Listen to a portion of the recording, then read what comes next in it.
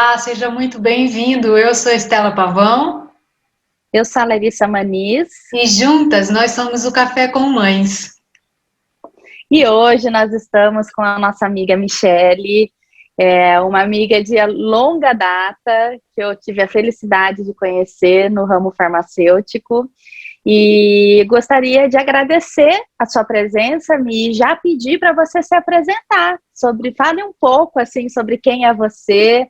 E já adianto que o assunto hoje vai ser um assunto polêmico sobre estupro e perdão.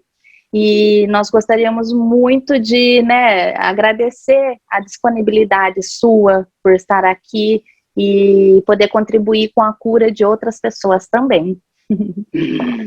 Larissa, Estela, é um prazer estar aqui com vocês e poder contribuir com esse trabalho tão lindo que vocês fazem, viu? Eu sou uma admiradora do trabalho de vocês. Meu nome é Michele, eu sou casada com Jonas, eu sou mãe da Manuela, de 1 ano e meio, e sou mãe do Isaac, de 13 anos.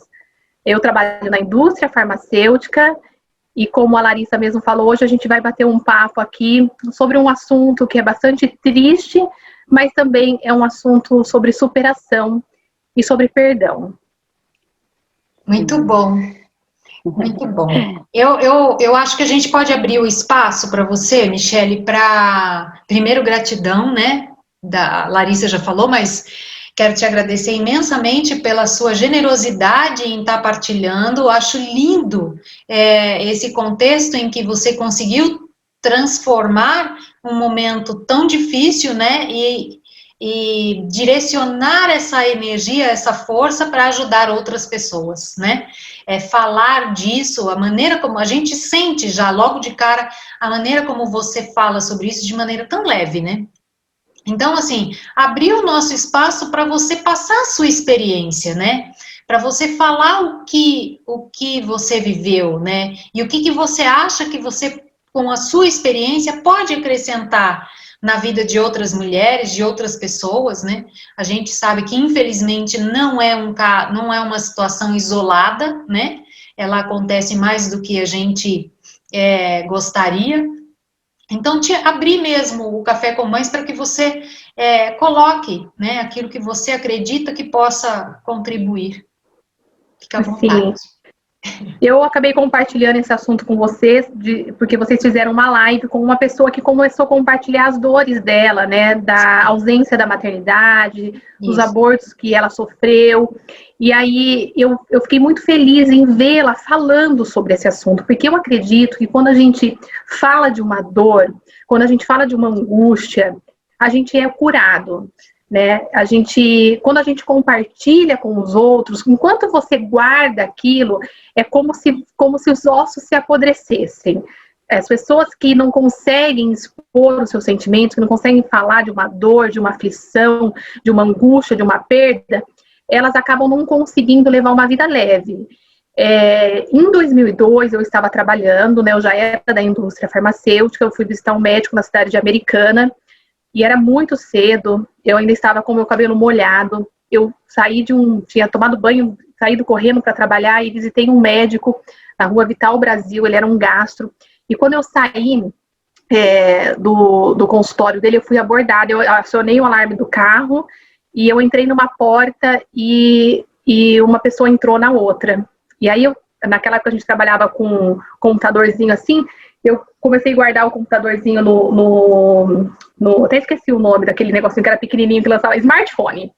Aí, do lado do console, assim, e eu achei que era até alguma pessoa do ramo brincando comigo, porque eu acionei o alarme do carro, abriu as 4 portas, e eu fui vítima de um sequestro.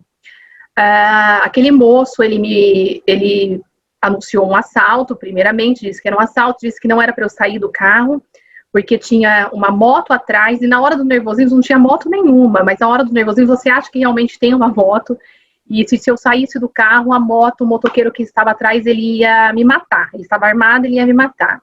E ele conduziu aí o meu veículo para um canavial na cidade de Santa Bárbara do Oeste, ele me pegou em Americana e me levou para um canavial em Santa Bárbara do Oeste.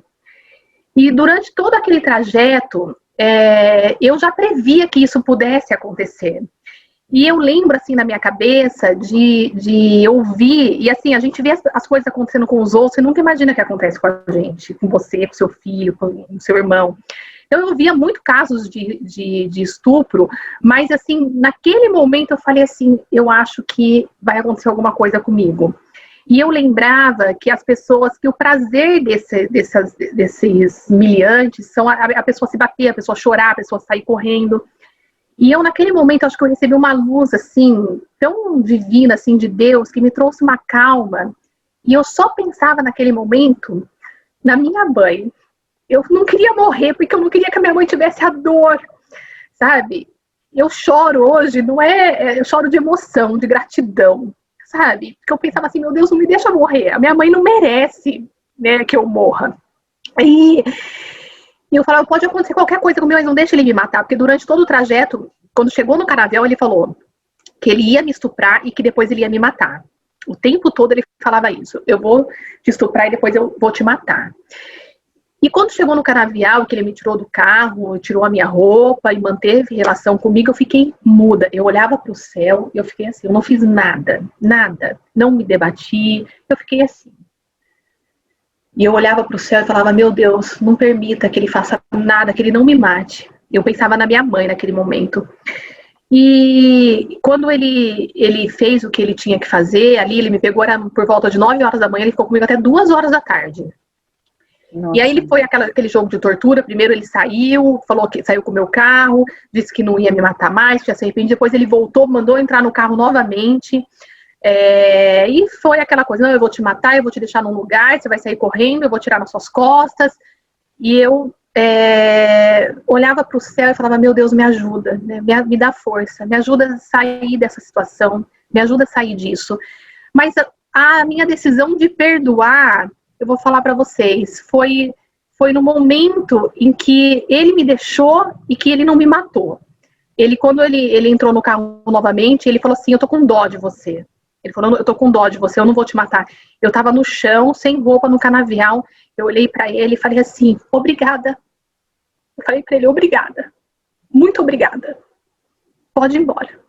Aí ele entrou no meu carro, ele foi embora, eu comecei a andar na cana do canavial. Comecei a me cortar, eu tava sem roupa, eu comecei a se cortar toda na cana, porque eu fiquei com medo dele voltar, então eu não andava na rua do canavial. Eu andava no meio do canavial. Aí eu avistei um ônibus vindo de longe, eu entrei na frente do ônibus, o motorista do ônibus até assustou, achou que era uma assombração.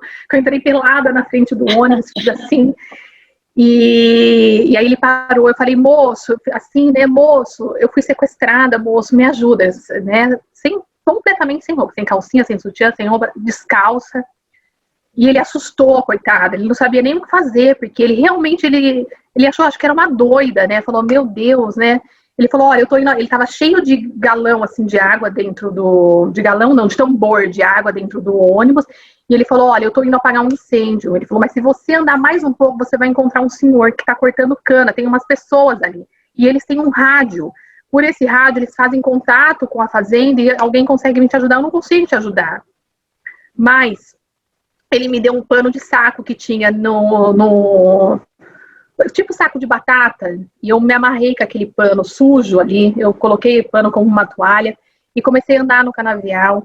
E na direção que ele tinha falado, eu encontrei um senhor com um trator cortando cana. Gente, curiosamente, a polícia não sabe quem é esse senhor. Eles encontraram o motorista do ônibus falou que me orientou, mas esse senhor, ninguém não sabe nem quem é. A polícia não encontrou esse senhor, mas ele pegou um rádio. Eu falo que eu acho que esse homem foi um anjo, né? Com certeza. Ele pegou um rádio e ele ligou, né, na fazenda, em algum lugar, e aí veio um outro ônibus. Eu entrei nesse ônibus e e esse ônibus me levou até a delegacia da cidade de Santa Bárbara do Oeste.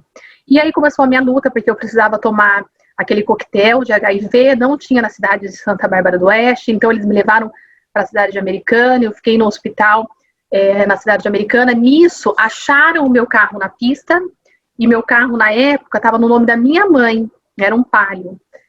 E aí fizeram contato com a minha mãe, né? E aí já chegou uma notícia assim para minha mãe, tinha sangue no carro, tinha sangue porque no canavial eu me cortei e ele mandou eu voltar para o carro, então realmente tinha sangue no carro.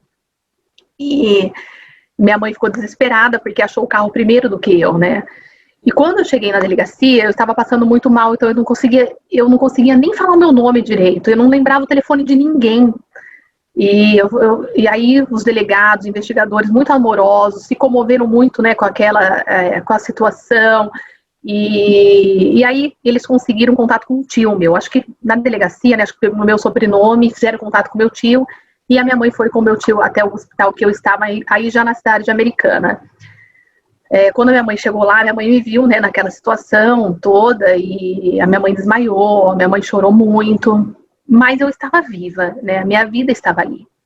E depois eu fui para a Unicamp, eu não pude tomar banho naquele dia, porque precisava fazer exame de perícia, Corpo de delito, né? Corpo de delito, isso mesmo, Larissa. Eu só fui tomar banho no outro dia, porque eu sei na Unicamp, só na Unicamp, naquela época, tinha um protocolo para vítimas de estupro, são as vacinas, né, que tem que tomar, o coquetel do HIV, a pílula do dia seguinte, então tinha que seguir um protocolo, e só tinha esse protocolo na Unicamp, então eu fui para a Unicamp.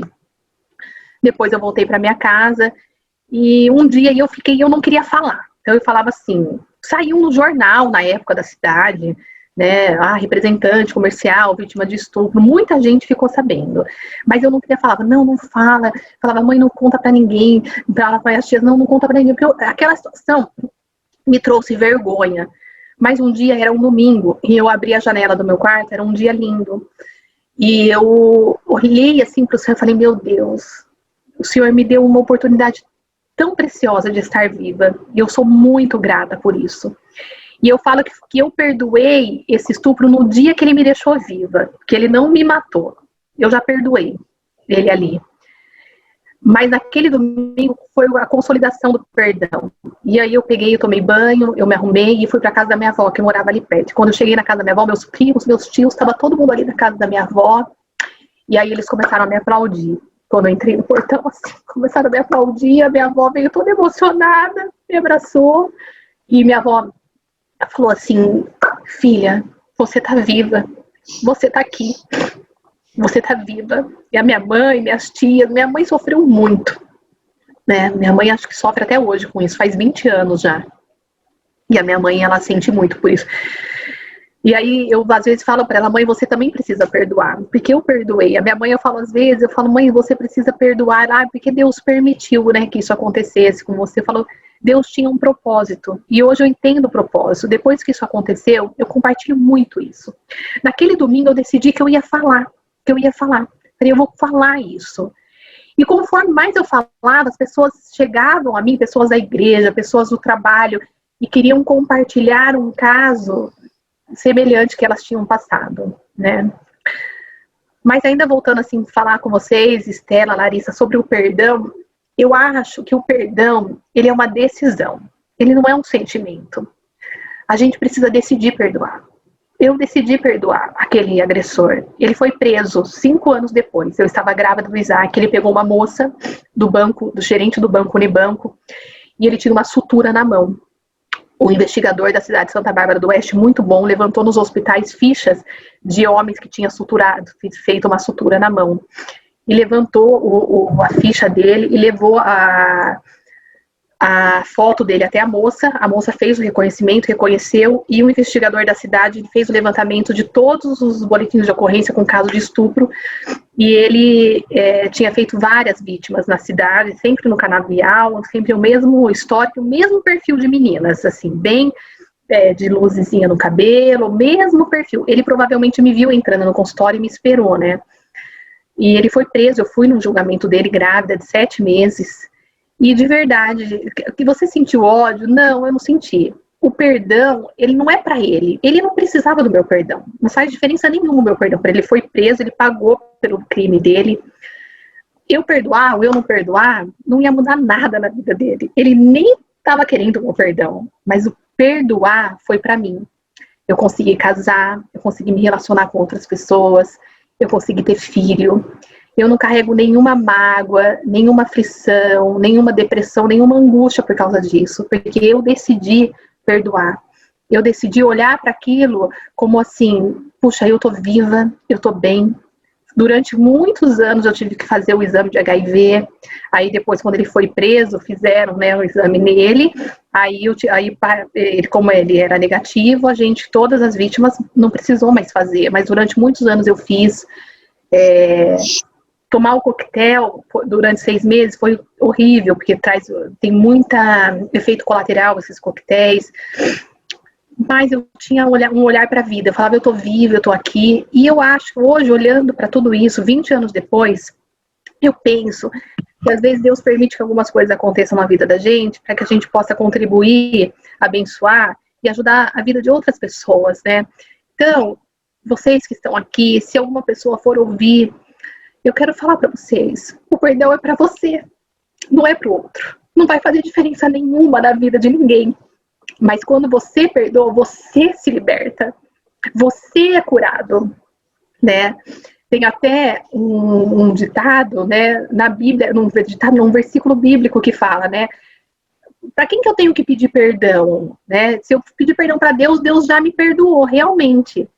Mas para você receber a cura, você tem que confessar. Por isso que na Igreja Católica tem o padre, tem confessionário, né? Porque você confessa. Então, quando você confessa, você é curado. E o fato da gente compartilhar as nossas dores, da gente, como mulheres mesmo, se unir, né, num grupo, onde uma compartilha uma traição, outra compartilha uma perda, né, outra compartilha como foi o caso daquela pessoa, que acho que é até a irmã da Estela, né? Sim. Um aborto, né? Aquilo traz cura, porque você vê que você pode ajudar outras pessoas. E conforme eu falava isso nas igrejas que eu ia, eu comecei a falar, então as pessoas começavam a me chamar, conta um pouquinho da sua história, Michele, do que aconteceu com você, como você superou isso. Todas as vezes que eu contei essa história, alguém vinha me procurar. Esses dias eu contei essa história aqui no condomínio, num grupo de meninas. Nós estávamos falando disso, e eu falei. Nisso, uma mulher começou a chorar e saiu do grupo. Mais tarde, saiu do grupo assim. Aí, ninguém entendeu nada, tudo ficou meio assim, mas mais tarde ela me mandou um WhatsApp, que ela havia sido vítima de um estupro quando era menor, de uma pessoa que deveria cuidar dela. Nas igrejas, quando eu falava, sempre que eu acabava de falar, as mulheres vinham me procurar, e falando que foi vítima de estupro quando era criança, quando era adolescente, pelo pai, pelo irmão, mas que nunca haviam contado para nenhuma pessoa. E vocês viam, aí conversando com isso, você viu o histórico daquela vida, eram mulheres depressivas, que tomavam antidepressivos, algumas não conseguiram casar, sempre com aquela opressão, carregando aquilo, né, pro resto das suas vidas, porque não conseguiam falar. Todas as vezes eu perguntei, né, para quem que você contou isso? Para ninguém. Nossa, gente, imagina que dor você carregar isso, né? Anos, né? Criança, 9. Quantos anos você tinha? 9. Eu tinha 9. Eu tinha 12 anos. E eu nunca contei pra ninguém. Mas você não contou pra sua mãe? Minha mãe trabalhava muito. Então, sabe? Minha mãe nunca ficava em casa. Ou então, eu até tentei contar pra minha mãe, mas a minha mãe falou que é por causa dessas roupas que eu uso que ele faz isso comigo. Então, porque eu chamo atenção, né? Meninas vítimas de padrasto. A minha mãe fala que eu quero sensualizar. Eu ouvi muita coisa, né? Era amigo do meu pai. Eu ouvi uma moça uma vez falando, ele era amigo do meu pai. Ele abusava de mim, ele me levava para passear. Então, eu nunca contei para meu pai, nunca contei para minha mãe. E as pessoas, elas traziam essa angústia. E aí tem casamentos ruins, relacionamentos ruins, porque ela traz essa angústia. O perdão, eu acho que o perdão é um dom. O perdão é algo divino, é algo lindo. É tão importante a gente ter essa... Assim como o amor, o perdão é uma decisão. Você decide, né? Você decide perdoar. É uma escolha. Você decide. Eu não tenho dificuldade nenhuma, minha sogra comenta até isso comigo. Eu não tenho dificuldade nenhuma de perdoar. Eu sempre perdoo. Porque é aquilo que eu falo e volto a dizer, o perdão é para mim. Eu quero ficar livre, né? Eu quero ficar livre desse sentimento. Quando você não perdoa, é como se você vivesse 24 horas por dia carregando um vaso. Você vai no banheiro, você tá carregando um vaso. Você vai tomar banho, você tá carregando aquele vaso. É um peso, é para sempre. E o perdão não é uma coisa assim, eu vou perdoar, perdoei. Não, ele é diário.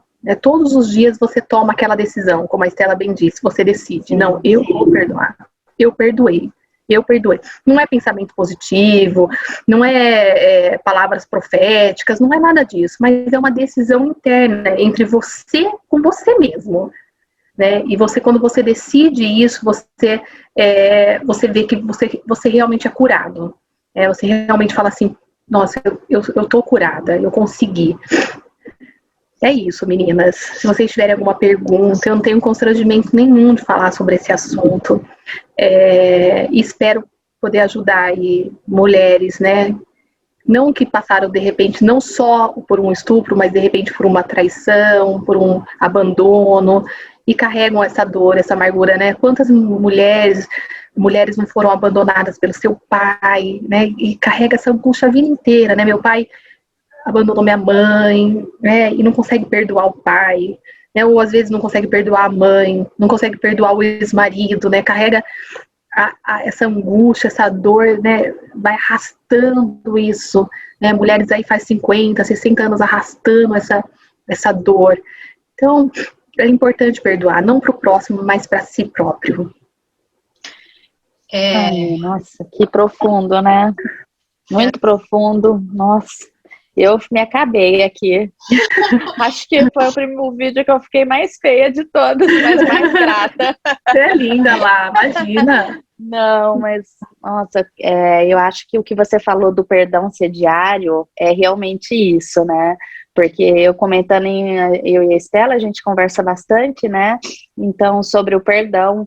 E eu falo, poxa, às vezes tem coisas assim dentro de mim que eu acho que eu perdoei, né, e que eu tenho certeza, e fico até emocionada às vezes de pensar que eu já perdoei, e aí de um dia, uma hora, assim, de repente vem de novo aquele sentimento, você fala, poxa, eu achei que eu tinha perdoado, mas ainda tem alguma coisinha aqui, e quando você falou o perdão é diário, é exatamente isso, é essa conclusão que eu cheguei. É uma decisão que você toma todo dia, porque é um processo, né? É um processo, tem coisas que eu quero perdoar e que eu peço todos os dias para Deus tirar de mim, todos os dias. E eu sei que eu estou no processo, mas a escolha é diária mesmo, né? Então isso me tocou muito, sabe? É exatamente isso. Quando vem aquele sentimento de revolta, de por que eu, né? Por que eu, né? Porque eu fui essa vítima, né? Porque Deus tinha um propósito, porque Ele sabe de todas as coisas e Ele me criou sua imagem e sua semelhança. Se Ele permitiu que eu passasse por isso, é porque Ele tem um propósito, né? A gente não precisa entender as coisas, porque muita coisa a gente não vai entender. Você não consegue entender porque uma criança nasce doente. Você não consegue entender como a gente vê hoje em dia tantas crianças, né? A gente vê nos noticiários sendo judiadas, né? Às vezes pelos próprios pais, a gente não consegue entender. Até abusadas sexualmente. Até muitas, né? Abusadas. Claro. Como isso é triste, né? E a gente realmente não entende, a gente não vai conseguir entender isso nunca, nunca. Mas a gente tem que aceitar as coisas, muitas vezes, que vêm para a vida da gente. Eu aceitei esse estupro e esse sequestro como uma coisa que tinha que acontecer comigo. E que Deus tinha um propósito. Talvez o propósito dele fosse me aproximar dele para buscar essa cura. Fosse ajudar outras pessoas. Eu acredito que seja isso mesmo. Sabe? Com certeza.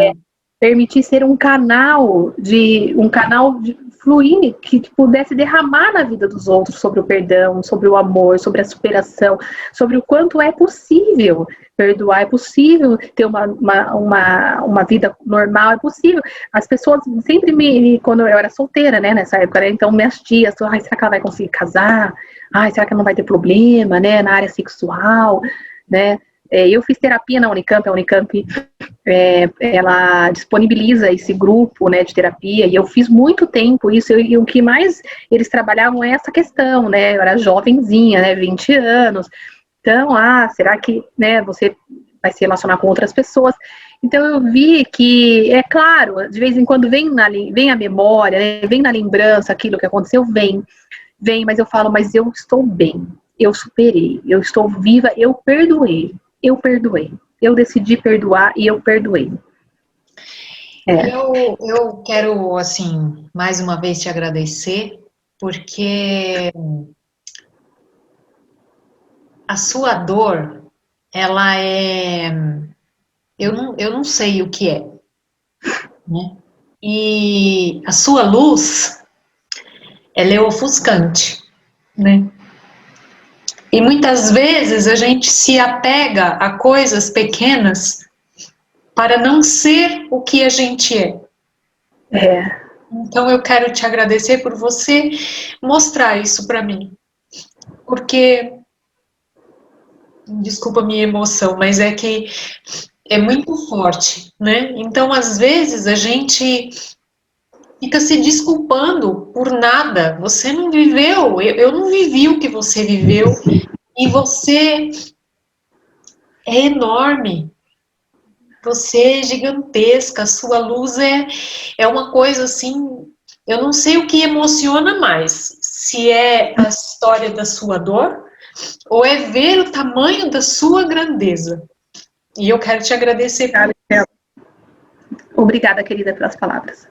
Porque a gente não pode mais ficar pedindo desculpa por nada, sabe? Inventando motivos para não ser, e você com todos os motivos, se é desse tamanho. Então, eu quero te agradecer imensamente por você ser essa força que você é. E que você seja cada vez mais exemplo, que você seja cada vez mais força para outras mulheres. Eu não tenho mais o que falar, porque é isso, né? Obrigada, Estela. Que você viva por muitos e muitos anos para poder... É isso, Amém. É uma benção, assim, o que eu sinto é poder abençoar mesmo, para que você continue, apenas continue, porque a gente não pode mais ficar quieta, entendeu? Não cabe mais o silêncio. As mulheres precisam empoderar e realmente pedir ajuda, sabe? Tem tanta gente disposta a ajudar, tem tanta gente generosa nesse mundo. Você, Estela, você, Larissa, com esse canal, né, vocês dão abertura, né? E tem tanta gente querendo ouvir, querendo ajudar, querendo direcionar, querendo... eu falo, sabe uma coisa? O perdão, ele tem que ser algo muito genuíno, né? Quando eu perdoei esse estuprador, eu perdoei de verdade. No dia do julgamento dele, eu contava, e eu entrei mais em detalhe do que eu entrei aqui, até pela questão do tempo, né? No julgamento, a gente tem que contar para a juíza tudo, desde o começo, onde eu estava, que roupa eu estava, como ele fez, que peça de roupa ele tirou primeiro, você conta tudo. E a juíza, ela era uma mulher assim, forte, loira de olhos bem claros, assim, uns olhos azuis, e eu via que ela chorava por trás, assim, ela não deixava a lágrima dela cair, mas ela chorava assim, sabe, assim, ela fazia assim, ó. Enquanto eu falava, ela queria chorar, mas ela não podia chorar, né? E aí ela tinha que, naquele momento, ela tinha que ela poderia me constranger, se ela até podia chorar, obviamente, mas ela ia me constranger, então assim, eu via ela ali firme, assim, mas e aí quando acabou assim, uma pessoa, não lembro se era uma policial, alguém ali do juizado ali, né, falou assim pra mim, fica tranquila, viu, porque na cadeia ele vai apanhar, vão judiar dele, nanana. Mas no fundo do meu coração, lá no meu coração, eu nunca desejei isso pra ele. Eu nunca desejei que ele fosse judiado, que nunca falei, tomara, eu perdoo, mas tomara que queime ele com cigarro, tomara que batam nele, eu perdoo, não, eu nunca desejei, sabe? Nunca mesmo. Eu sempre, que ele possa realmente se arrepender, se redimir, se tornar um ser humano bom. Porque, sabe, gente, por mais que ele fosse um estuprador, ele é a imagem e semelhança de Deus. Porque todos nós somos a imagem e semelhança de Deus. E a gente precisa entender isso lá no nosso interior, né? Intrinsecamente. Né? Lá, todos nós, o estuprador, o ladrão, o bandido, né? Não dá, é por isso que eu falei, as coisas não são pra gente aceitar, não são pra gente entender, são pra gente aceitar. E eu desejo, não sei como anda a vida dele hoje, desse homem, mas tomara que ele tenha se redimido, né? Que ele tenha se encontrado e que ele tenha se tornado um homem bom, de caráter, de índole, né? Porque tem a oportunidade, tá aí para todo mundo. Todos os dias você tem a oportunidade de tomar a decisão de fazer o que é certo e de fazer o que é errado. Você decide. Eu e você, a gente toma essa decisão todos os dias. E ele pode ter se arrependido. E por que ele não merece o perdão? Se ele se arrependeu, ele merece, todos nós merecemos, né? Meu Deus do céu, que Deus te abençoe, te cubra com o manto dele todos os dias, Amém. cada instante da sua existência. Gratidão profunda e eterna por esse momento tão maravilhoso, tão incrível e mágico. Obrigada mesmo. Obrigada, Mi. Obrigada pela cura, por estar aqui, por existir, por passar assim com tanta, né, pureza essa mensagem pra gente. Muito obrigada. Obrigado vocês, meninas, Larissa, Estela, obrigada por abrir o canal, né, por deixar aberto esse papo, e assim, eu estou à disposição, né, se alguma pessoa quiser me procurar no particular, né, para conversar, para contar, para desabafar, eu estou à disposição, de verdade, viu? A gente marca, e a gente conversa, a gente faz essa troca. O perdão é um exercício diário, todos os dias. Assim como a gratidão, né? Você olhar a vida com gratidão também é todos os dias. Isso. Falar, né? Todos os dias. Obrigado, meninas. Eu também fiquei bastante emocionada, viu? Fazia tempo que eu não ficava eu contando essa história, né? E às vezes eu nem às vezes chorava mais, porque é uma coisa que se tornou tão natural para mim, né? Mas hoje eu me emocionei também bastante com vocês. Vocês também têm muita luz. E obrigada. Linda, maravilhosa. Obrigada. Obrigada a você que acompanha o nosso canal. Nós vamos deixar os contatos da Michele na descrição do vídeo, tá? Para você poder falar com ela, se você assim sentir no seu coração. Gratidão por estarem aqui com a gente, por acompanhar. Compartilhe esse vídeo que pode ajudar muita gente, muita gente.